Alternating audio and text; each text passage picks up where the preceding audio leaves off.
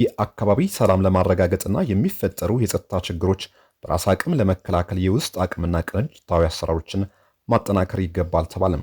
የምስራቅ ጉራጌ ዞን ሰላምና ጸጥታ መምሪያ ከቡኢ ከተማ አስተዳደር ከሶዶና ከደቡብ ሶዶ ወረዳ የጸጥታ አካላት ጋር በወቅታዊ የሰላምና ጸጥታ ሁኔታና በቀጣይ የሚካሄደው ሰባተኛው ሀገራዊ ምርጫ በሶዶ የምርጫ ክልል ውስጥ ሰላማዊ ሆኖ እንዲጠናቀቅ ለማስቻል ያለመ የምክክር መድረክ በቡኢ ከተማ ተካሂዷል።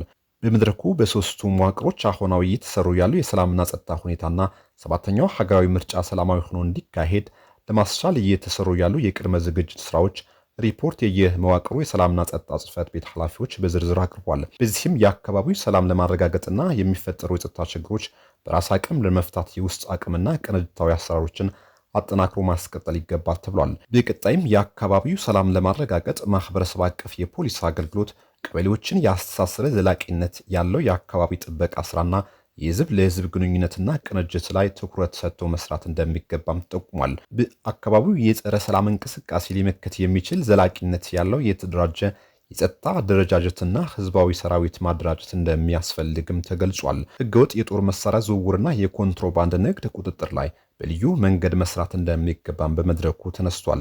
በዚህ አካባቢ በተለይም በሶዶ ወረዳ ከኦሮሚያ ክልል አጎራባች አካባቢዎች በሚነሱ ታጣቂዎች በተከታታይ ላለፉት ዓመታት ንጹሃን ዜጎች ሲገደሉና ታግተው ሲወሰዱ ቆይቷል። ችግሩ አሁንም በዘላቂነት እንዲፈታ የአካባቢው ህዝብ ለሚመለከተው አካል እየጠየቀ ይገኛል።